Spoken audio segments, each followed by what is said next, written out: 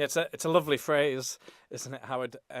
So the way I'd explain it is it's obviously trying to make sure that we end up with more wildlife at the end of especially major developments, but it depends how you decide to set it up.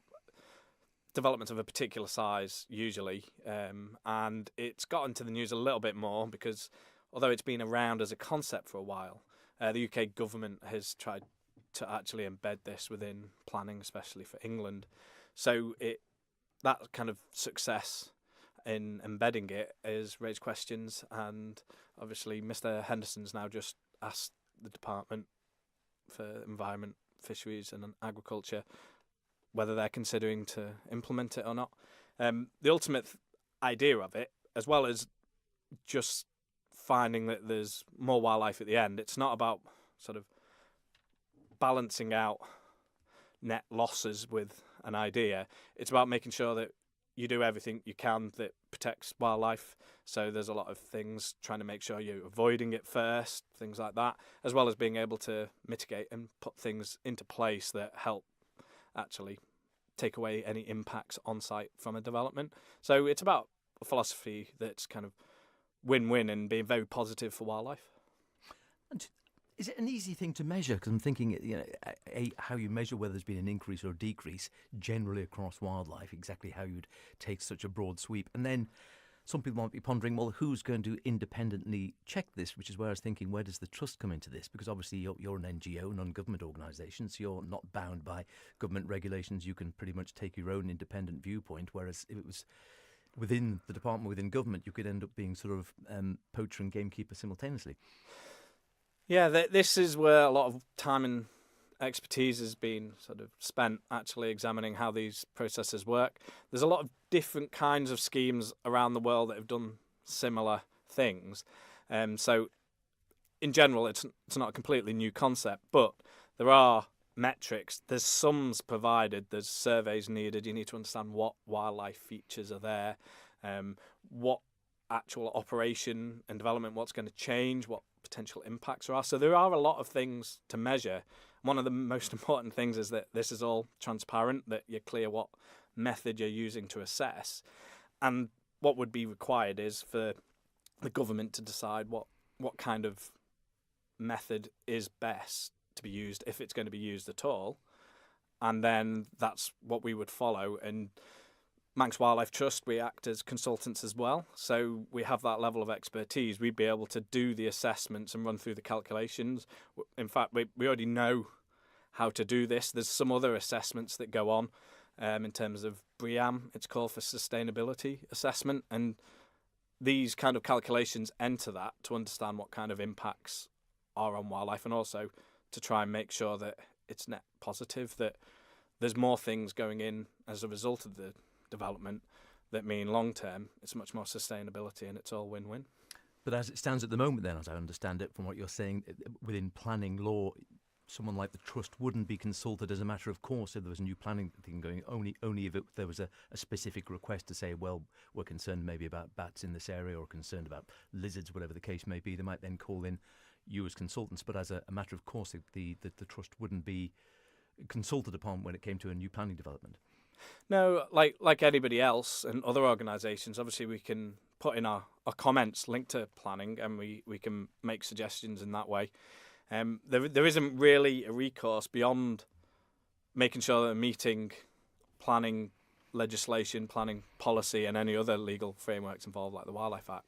There isn't any particular need that needs to show it's got a net gain, but obviously that long term, this is an increasing move. We're seeing all the environment and all the issues around it really entering the headlines a lot at the moment. It's only going to continue that way, really. So this kind of thing's likely to keep being suggested, even if it's deemed not appropriate now. And nothing ever stops somebody wanting to do this anyway. So increasingly, we're seeing people thinking about it. It might not have happened yet, but there's certainly been requests of Manx Wildlife Trust as consultants to think about this process and actually, make sure there's real net gains, not just for the wildlife. Often it's very linked in with the community, community designs, and how these kind of developments go in long term for the sort of local community. And just finally, then, would you, as a CEO of the trust here, be happy if the trust were to be, say, consulted on any new planning thing, as a matter of course, if this came within law, saying, right, there's a new development going up here, there, or whatever the case may be, particularly if it's a greenfield site, you would be brought in as to be consulted from the point of view, well, what is going to be the net biodiversity gain or loss, presumably, on any potential development? I'd love it if we were. I think that there's a lot of information that supports these things, so I think we want to make sure that we probably knew a bit more about what the priorities are for wildlife on the island. We've got a biodiversity strategy, but actually getting the delivery plan and understand where these things fit in, as well as having a really good understanding of what impacts are really going on the Isle of Man as well, because that helps us understand what's of most significance for action. And staying with an associated topic, although slightly different and much more specific, and this is bees. Again, something that's never far from the headlines these days. I think everyone appreciates their importance, and this was a report from the UK that's been in the BBC News and various other media in the last 24 hours or so. Wildlife experts in the UK, not specifically on the island, talking about many species of bee being on the brink of extinction in parts of the United Kingdom. This is a study by BugLife and the World Wildlife Fund. They're blaming climate change, intensive farming and pollution. Also quoting figures saying bees do £700 million worth of business, in essence, pollinating crops every year.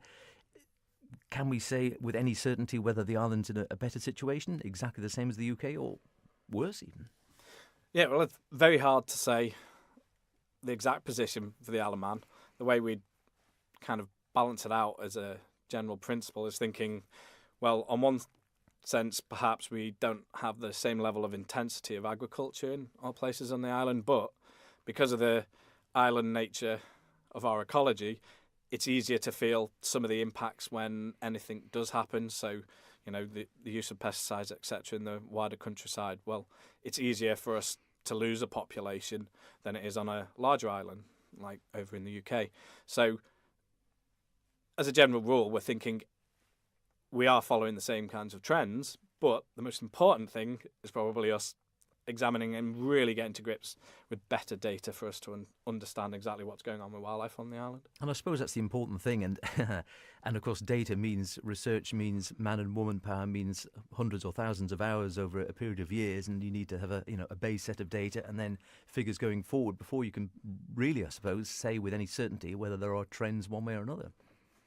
Yeah, it requires resource, definitely. We think it's entirely justified to actually increase the budget in this area that's directly given to departments and NGOs, etc., and really getting the public involved as well. We really advocate for citizen science and seeing where the kind of voluntary input and public input can really help try and generate robust data as well. And that's very important, I suppose, because I'm thinking I've got a friend who's tracked sort of tadpole and frog movements around her part of the island for years and years and years off her own bat because she's just fascinated by it. And she keeps all the records of when the first tadpoles are spotted, when the first frogs come out. And on the one hand, she does it because she's fascinated, but it's really actually useful, a set of information to see, albeit in a specific area.